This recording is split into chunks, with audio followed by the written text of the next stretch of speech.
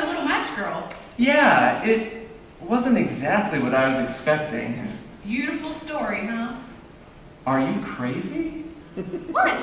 The way she asks for warmth in every way and finally has to create it in the one way she knows how?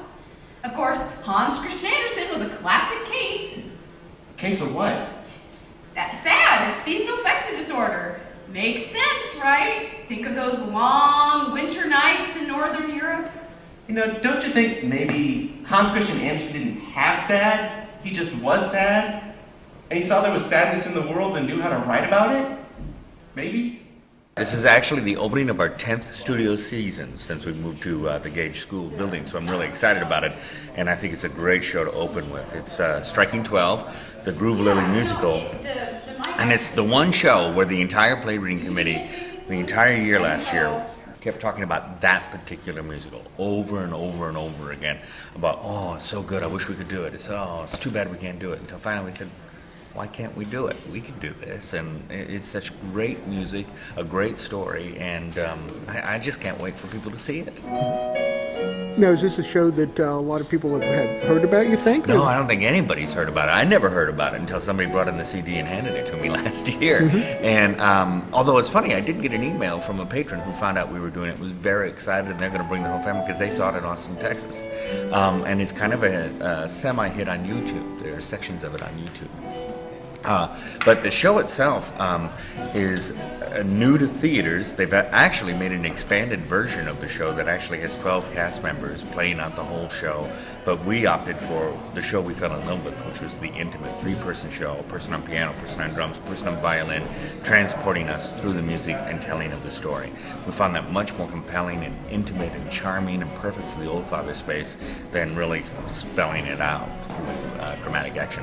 And so it's kind of, to me, it's kind of a cross between Buddy Holly meets New Year's Eve meets The Little Match Girl.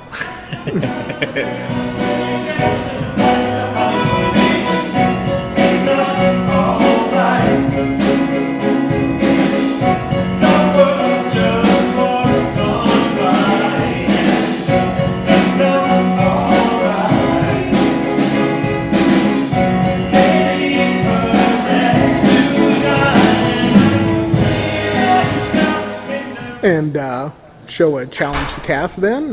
Very hard to cast. Matter of fact, if we didn't have these three people, I don't know how we could have done it. It was really, it was a show where we went hunting immediately to find the right three people who could play the roles, because we've got to have a violinist who's just an exceptional violinist, and we do in Sarah. She's also got a beautiful voice.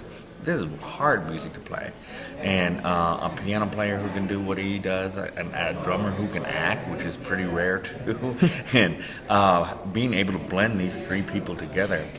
It was really a chore, just finding everybody, working out schedules, having everything tied together. But now, I just can't imagine anyone else doing it.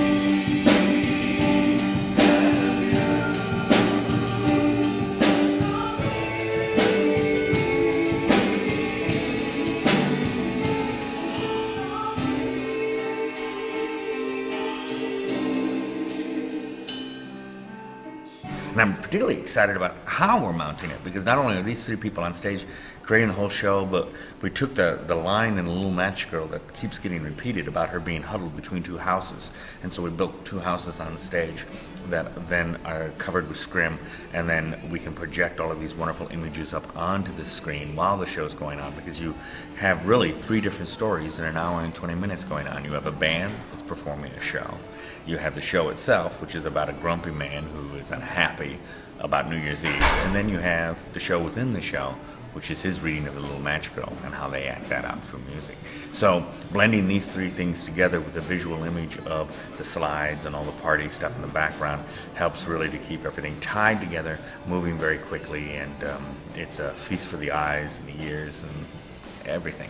The only thing we're missing is something to smell. It was terribly cold and nearly dark on the last evening of the old year, and the snow was falling fast. In the cold and the darkness, a poor little girl with bare head and naked feet roamed through the streets. Her feet were red and blue with the cold. In an old apron, she carried a number of matches and had a bundle of them in her hands. No one had bought anything of her the whole day, nor had anyone given her even a penny. What did you think? Tonight all night, the world rolls a blanket on the isolated streetlights. What did you think? The show is going to open this Friday and it runs until December the 28th. You can get tickets through the Topeka Civic Theater box office calling 357-5211, or you can go online to topekacivictheater.com and order your tickets right online.